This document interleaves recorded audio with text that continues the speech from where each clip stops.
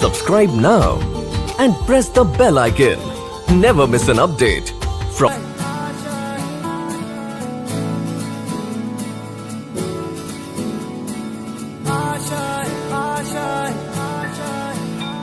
कुछ पाने की हो आस आस, कोई अरमा हो जो खास खास आशाएं,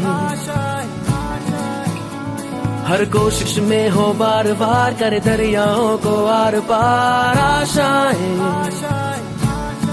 तूफानों को चीर के मंजिलों को छीन ले, आशाएं खिले दिल की, उम्मीदें हंसे दिल की, अब मुश्किल नहीं कुछ भी, नहीं कुछ भी,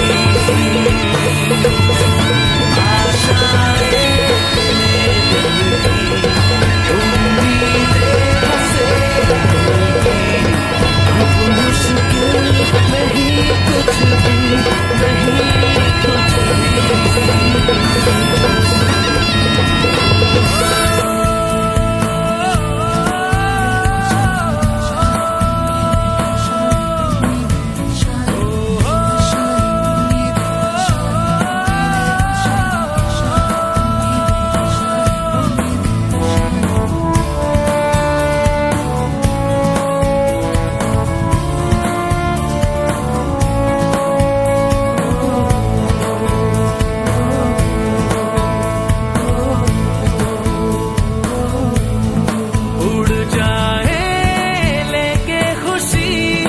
अपने संग तुझको वहाँ जन्नत से मुलाकात हो, पूरी हो तेरी हर दुआ, आशाएं खिले दिल की, उम्मीदें हंसे दिल की, अब मुश्किल नहीं कुछ भी, नहीं कुछ भी, आशाएं खिले दिल की, उम्मीदें हंसे दिल की, अब मुश्किल नहीं कुछ भी, नहीं कुछ भी।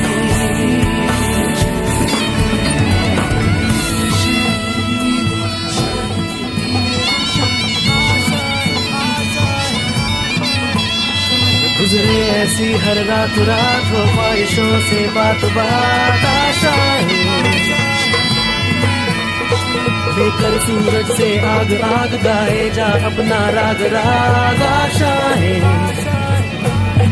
कुछ ऐसा करके दिखा, खुद खुश हो जाए खुदा, आशाएं खिले दिल की, उम्मीदें हंसे दिल की, अब मुश्किल नहीं कुछ भी, नहीं कुछ भी,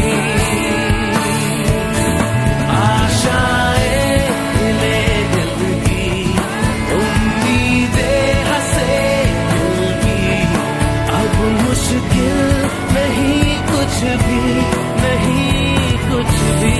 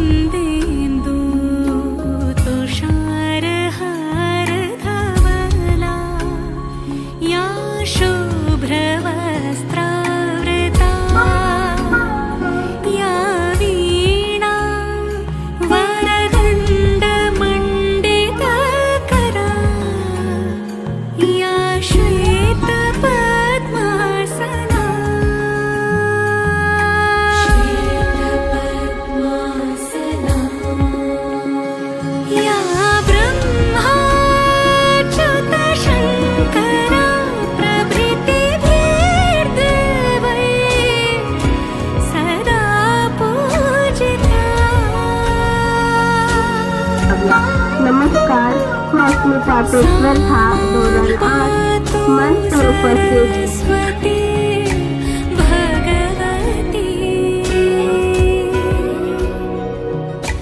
निशेष जाड्या पहा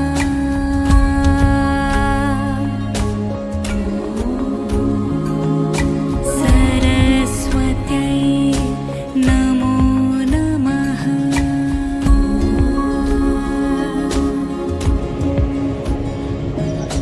सरस्वती नमस्तुभ्यं वरदे कामरूपिणि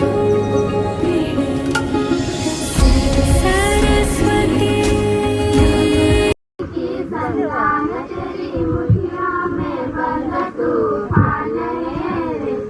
मनुष्य तू बड़ा महान है, भूल मत मनुष्य तू बड़ा महान है।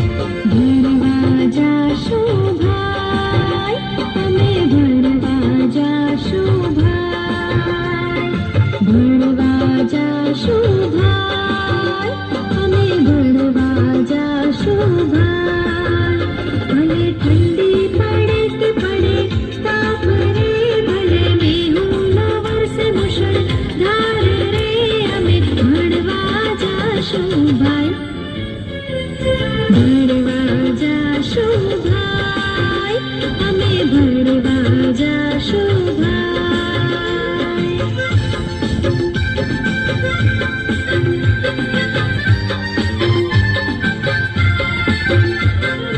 નાહી લઈશું, ધોઈ લઈશું, જાશું ભેરુની સંગાથ રે, જાશું ભેરુની સંગાથ. વહેલા નહીં, મોડા નહીં, સમયસર જાશું ભાઈ રે, અમે ભણવા જાશું ભાઈ, ભણવા જાશું ભાઈ, અમે ભણવા જાશું ભાઈ.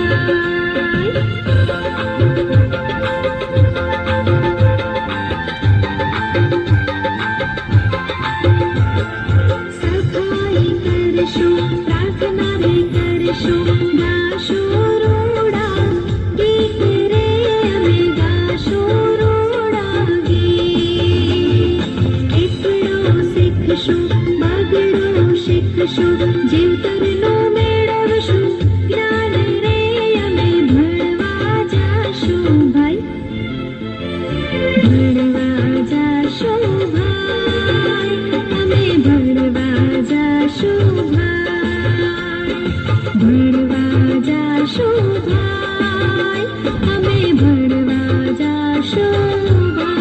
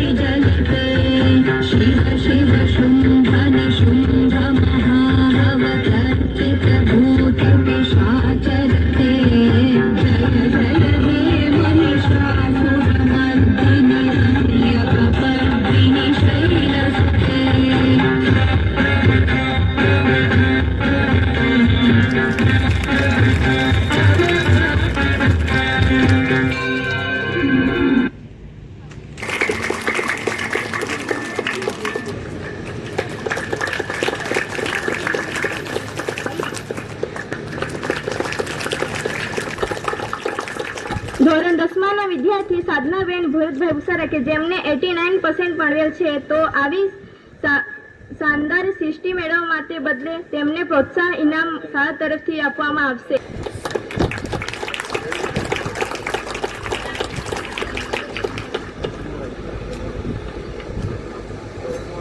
ધન્યવાદ.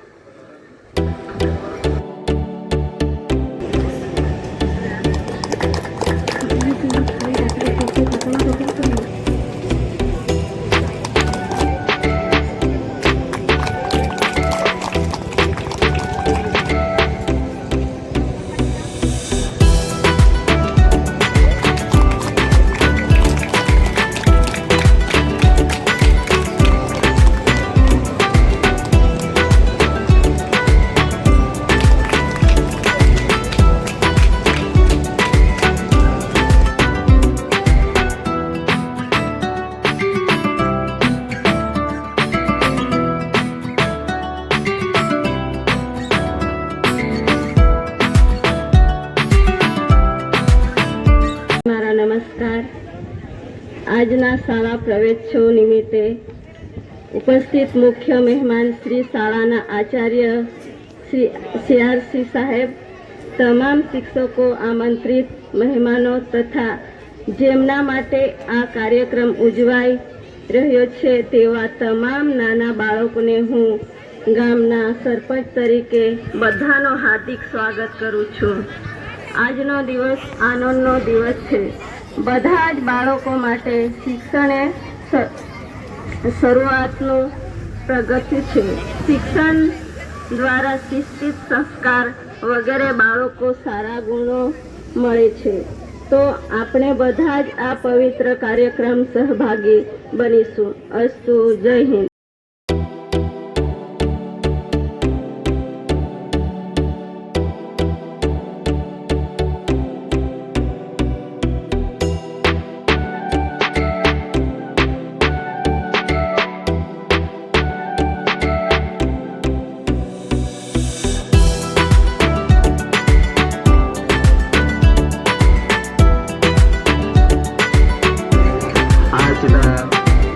શાળા પ્રસંગ નિમિત્તે અત્રે ઉપસ્થિત મુખ્ય મહેમાન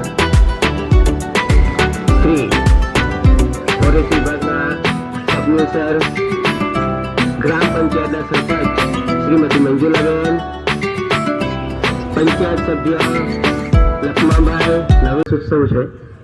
સૌપ્રથમ તો હું મારું ઇન્ટ્રોડક્શન આપી દઉં. મારું નામ સ્વપ્નિલ પટેલ છે. હું ફોરેસ્ટ ડિપાર્ટમેન્ટમાં બીટ ઓફિસર તરીકે કાર્ય કરું છું. આ મારો પહેલો પ્રવેશ ઉત્સવ છે જેમાં મેં અહીંયા ઉપસ્થિત રહેવાનો મને મોકો મળ્યો. હું પોતાને બહુ સૌભાગ્યશાળી માનું છું કે મને અહીં ઉપસ્થિત રહેવાનો મોકો મળ્યો. એના માટે હું સાહેબનો અભિનંદન કરું છું. બીજું કે પ્રવેશ ઉત્સવ પહેલાં તો કોન્સેપ્ટ ખબર જ નહોતી. અમારા ટાઈમે તો પ્રવેશ ઉત્સવ એટલે એવું કંઈ હતું નહીં. સ્કૂલમાં પહેલાં સાફ સફાઈ, અમારું પહેલું હતું સાફ સફાઈ, પહેલો દિવસ. પણ એમાં પણ અમને બોન્ડિંગ શીખવા મળતી કે તમારા આજુબાજુના છોકરાઓ, નવા છોકરા, આપણે કેવા કે નાના હોઈએ ને ત્યારે આપણે કમ્ફર્ટ ઝોનમાં હોઈએ, ખાલી માતા પિતા, માસા માસી, કાકા કાકી એમને જ ઓળખતા હોય. સ્કૂલ આપણને શીખવાડે કે તમને જીવનમાં આવનારા કેટલા અલગ અલગ વિચારધારાવાળા લોકો મળશે, વિચારધારાવાળા સ્ટુડન્ટ્સ મળશે, એમને જોડે આપણને મોકો મળે છે હળવા મળવાનો. અને 3 વર્ષનું બાળક, મેં તો આજે જોઈને અચંબિત થઈ ગયો કે 3 વર્ષનું બાળક જો આવીને સ્ટેજ પર પરફોર્મ કરી શકતું હોય આટલા કોન્ફિડન્સથી, એ મેં આજે પહેલી વખત જોયું. તો આ પ્રવેશ ઉત્સવનો ખરેખર જે કોન્સેપ્ટ છે એ અહીં સાકાર થઈ ગયો કે એક 3 વર્ષના બાળકને સ્ટેજ પર આવવાનું કોન્ફિડન્સ આવે ને એટલે આપણે કહી શકીએ કે આ પ્રવેશ ઉત્સવ સફળ છે.